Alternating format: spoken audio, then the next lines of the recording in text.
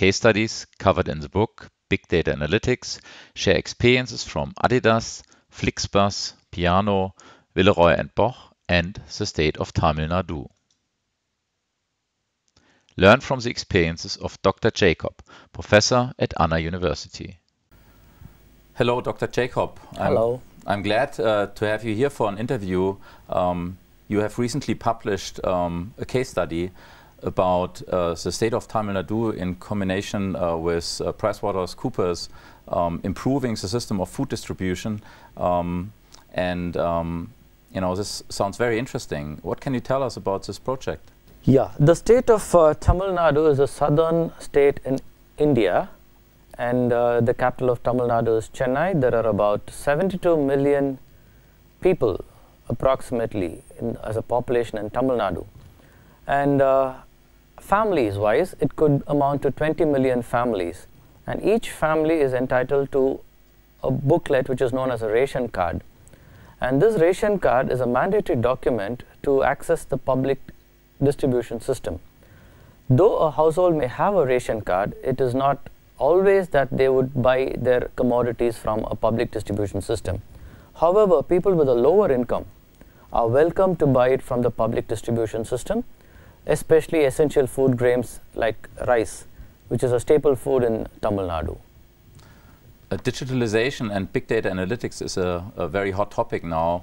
So how do you use and utilize new technologies for such a process as complex as the food distribution? Yeah, given the sheer magnitude of 20 million household cards with 35,000 outlets, till the month of December 2015, the whole process was paper-based. And each of these 35,000 outlets were standalone units. There was little interaction between each of these units. There was no aggregation of the inventory, the stock positions, and so on.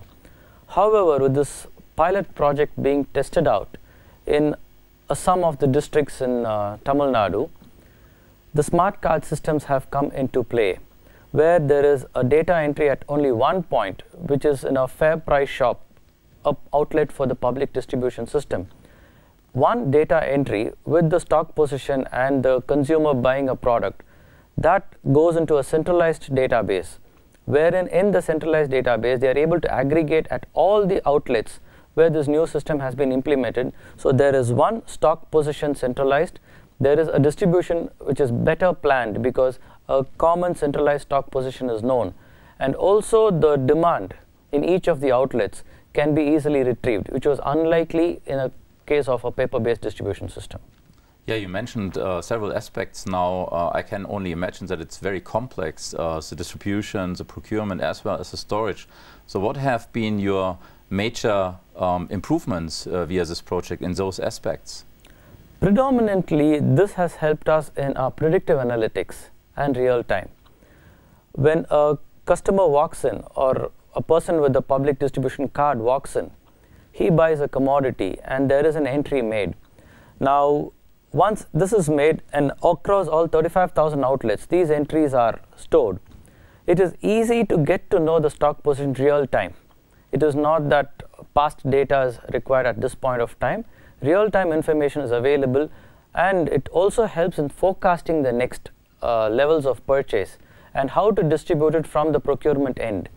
Now, what could be a little challenging with the paper-based system, which has become very easy now, is every family might not be buying every commodity every month. So what happens is there is a variation. A family might buy rice this month, but buy it only after 2 or 3 months. Such patterns were never recorded in the paper-based system. However, these patterns can be retrieved with our analytics. Excellent. Now, if you invest so much money in a project of this magnitude, I'm sure that you also measure progress in some form utilizing key performance indicators. What can you tell us about the measured improvements that you actually realized? As I had mentioned, this being a pilot project, out of the 35 districts in Tamil Nadu, this project has been included in about 13 districts already. And prior to implementation of this new system, there were almost stock non-compliances. The distribution points would either be overstocked or they would be understocked, with few shops with optimal stocks available, meeting the supply and the demand. However, in these 12 districts where the implementation has happened, or rather 13 districts where the implementation has happened, right from the month of January till May 27th, the current date, the stock non-compliance has almost been zero. Almost been zero. It is almost touching 100% of stock compliance, and that we would say is a key performance indicator to go ahead with the project in all the 35 districts. Oh, this sounds very impressive. And it seems like the state of Tamil Nadu has a very innovative government implementing these kind of practices, benefiting their citizens. So I just can imagine that this will be more of a success with the coming rollouts in the other destinations. I wish you great success with it, and thank you for being here. Thank you so much. And at this point, I would also like to acknowledge the Commissioner of Civil Supplies and PwC for their role in this case study. Excellent, yes. Thank you. Great luck. Thank you.